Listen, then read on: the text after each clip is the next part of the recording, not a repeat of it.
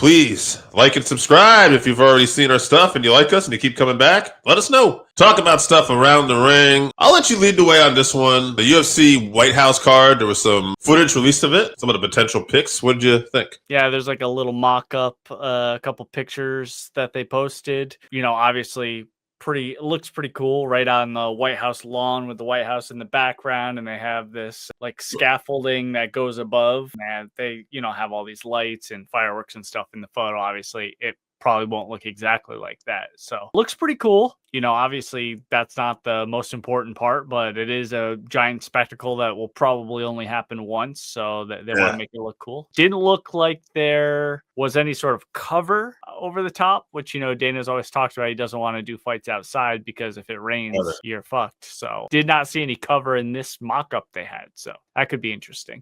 Yeah, we'll see how that goes. But he's also dealing with the White House and stuff too, so yeah, who knows? But it's interesting. Yeah, I'll be mostly interested. Obviously, we'll see what kind of card we get, because obviously a lot of people want to be on this card. But, there's been talk about stuff too, like John Jones and people with criminal records that they may not want to put on this card that are necessarily big stars. Hazmat recently said he wanted to be on the card on Twitter or whatever. It's like, bro, they're not letting you anywhere near the White House. You're best friends with a warlord. Right.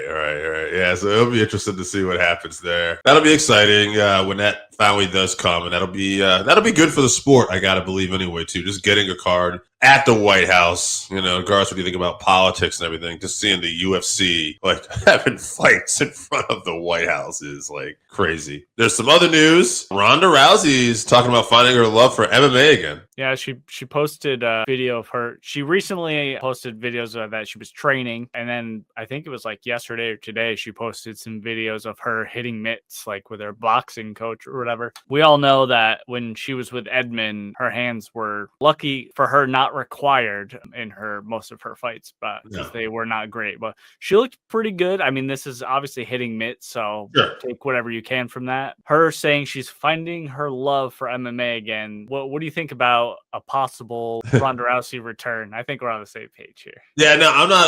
I don't think any should be of it, but only because she spent the last few years not doing anything MMA related. Mm-hmm. She's been in pro wrestling. That was about it. And somebody even commented, and I don't know if this was true, that she was saying she had a concussion from a slap she got from Stephanie McMahon afterwards. So it's to me, it sounds it doesn't sound like the greatest idea. I will say this. I'll just play devil's advocate. No, I'm not for it. I don't think it's a good idea. I prefer she didn't. I will say this stuff. She is one of those one-of-one athletes. She's changed the game. And if she wants to, and this is where I would wonder, because she's also spending her life being a mom and doing all these things. And certainly not saying she's not capable, but athletes have an exclamation mark, especially combat sports athletes. But if she were to totally rededicate herself and really come in there with different coaches, she has the money, she has the background, I would be very careful of who they would pick for her first opponent. Yeah, she is, one of those Conor McGregor level stars, obviously, too. And talk about this White House card, and sure, they're going to make the biggest card of all time or whatever.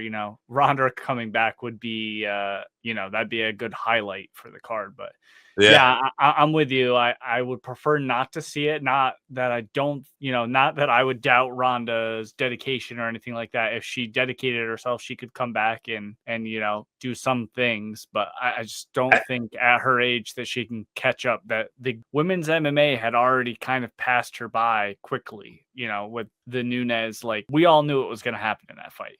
I worry that they would try to feed her to Kayla Harrison or somebody too, and say that, because of her judo background and stuff, she's going to match up well. When it's clearly no, Kayla's been fighting all the time, is much bigger, and Kayla was a 2-time gold medalist, and Ronda only won bronze. I believe. So it's a different ball game. But hopefully they wouldn't do that. Hopefully, if she did rededicate herself, she'd be fighting a number 15.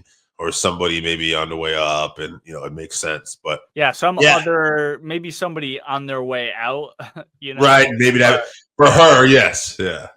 So. And they probably wouldn't. They'd probably find someone inexperienced but hungry and see if they could get a star. But hopefully, she wouldn't get smashed. Or if they could, so I know Kat Zingano is over in PFL now or whatever, but if they could make that happen, Miesha Tate, Miesha Tate, that would be right. Ronda's not going to get hurt in that fight.